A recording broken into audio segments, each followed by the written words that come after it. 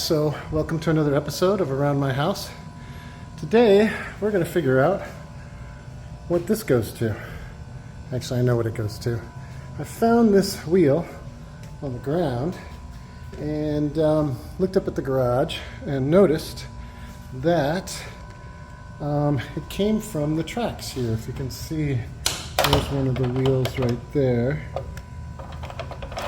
And there's a track wheel every, I don't know, 2 feet or so. And so what I did was I went to the track pin, if you will, the rod, and I was actually able to remove it up here. And that's why we have this. And so this wheel goes on here. Simple. So I put the wheel back on, kind of wedged it in there and got it on again. And this morning I found it on the floor again. And that's when I realized that the problem is there's no longer a rivet or a washer mechanism to hold this wheel on. And in fact, while I was investigating, what I noticed is this wheel right here actually has the same problem. I can pull the rod in and the wheel slides off. Oops, here we go.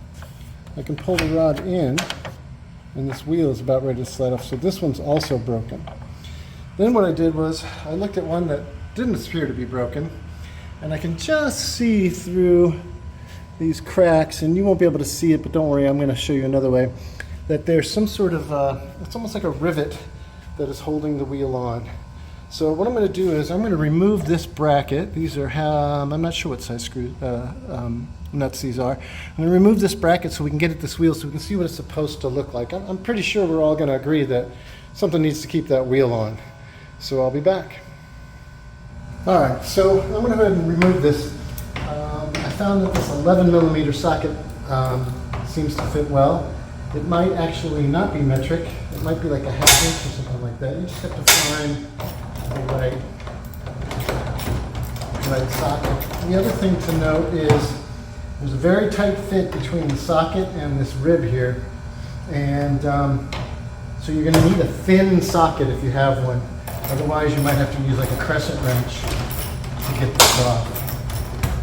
So, by the way, I've also already locked the garage door so it will not open. I did that with the remote on the wall, the wired remote on the wall. There's a setting to lock it so a family member doesn't come up and accidentally open this while I'm working on it. Alright, so here we go. Get this piece out. And yeah, as I suspected, you can see that the head of this is flattened out and there's like a washer there. And if we go to the broken one, we can see that, well, A, there's no washer, and B, this head has actually been sheared off, probably from too much pressure or too much effort. So the easiest solution is to go to the hardware store, I think, and see if I can find this replacement piece. And then I'll know what to call this thing. I'll call it the track wheel for now. Anyway, so run to the Home Depot, our local hardware store, and see if I can find replacement parts. I've obviously got at least 2 that are bad, so I'll probably buy 3 or 4 just in case, depending on how expensive they are. Okay, we'll see you soon when I'm back from the hardware store. Alright, so before I head to the hardware store, I'm removing one of the brackets that the pin in it was broken. And when I just finished replacing the bracket that I took off to show you what it should look like. And I do remember that these 2 holes were exposed. When I removed this bracket, I saw that there were multiple attempts to align this correctly. So I want to make sure the bracket goes in the same place I took it from. So I'm just going to take a pencil here on this and draw a line so I know where this bracket goes. And while I'm at it, because I know I'm going to have to take this one out, I'm going to mark this one as well. That way I know if I take it off and there's a bunch of holes, I know which hole to put it back in. Okay? Alright, I'll be back. Okay, so I am back from Home Depot, our local hardware store, and I found what I was looking for. They're called nylon rollers, and they look like this. And I brought the spare parts with me, just in case. Always do that. And the roller sizes look to be about the same, and the thickness.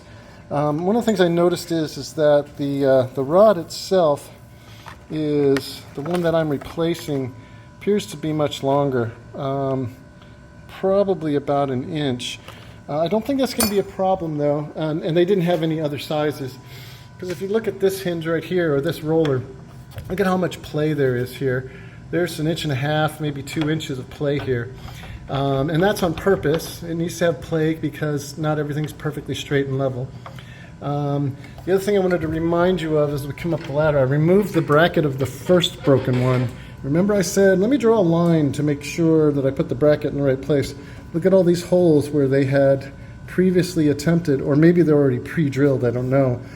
But wanted to make sure that I ended up putting the bracket in the same place. So good thing to draw that line. All right, so let's get started. I think we'll start with this one right here, only because my tripod only gets so high. The rollers come with instructions. They're ridiculous. It's really just simple as removing the old one and putting in the new one. So again, I think I said this is a 9mm socket, and notice it's kind of a long socket. This is my cheap socket set. The sockets are thinner, which gives me more room to get the socket over the bolt, over the self-tapping screw. So remember, I found that this one is broken too. I haven't checked the other one, but I did buy 2 pairs of replacements just in case I find another one. So I'm just removing these nuts, these screws. And remember, I drew a line on this hinge as well. And there we go. And sure enough, this wheel came off as well because it's broken. So let me get the replacement wheel. All right, so I'm getting the replacement part out of the package, and I'm just going to do a quick comparison between the old and the new. I want to make sure that they're similar diameters. This one, yeah, it's about the same diameter, maybe a tiny bit thicker, but I think it's okay. And now I'll take the mounting bracket, slide the roller into it, and then with a little finesse coming in at the side, there we go, simple as that. I'll line up the holes, line up the line I put on the holes. It's not step in front of the camera. And I'm just hand threading these, and now I'm going to screw them in. These self-tapping screws were in really tight. They were in really tight, so you want to make sure you don't over-tighten them because you're screwing into an aluminum, but they were in very tight, so keep them tight.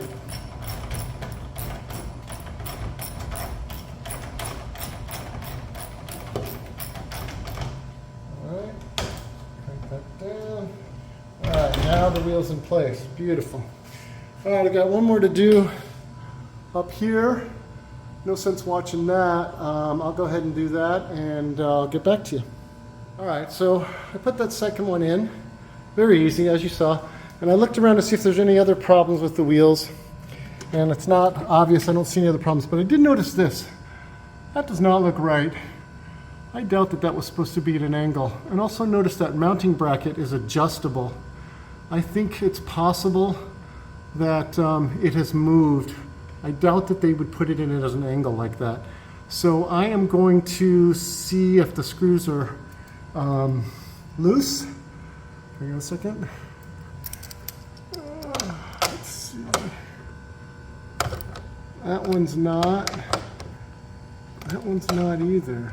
I can't imagine they would put these in at an angle like that, because that ends up putting the wheel in at an angle. I don't know. I think what I'll do is once I lift the garage door, because right now it's in the corner track. If I compare it to the other one, yeah, see the other one is straight. That makes more sense to me. So I might have to adjust that one. All right, in the meantime, let me go ahead and, I happen to have a LiftMaster and has an electronic lock on it. It says lock mode. Transmitters will not operate. Alert. So I'm going to hit menu, and you see the lock enabled. I'm going to hit down. I'm going to hit off, and now it says lock off, remote controls enabled. Press enter again, and I'm going to exit, and it shows the time, which I've never set, and the temperature. So let's see if it works.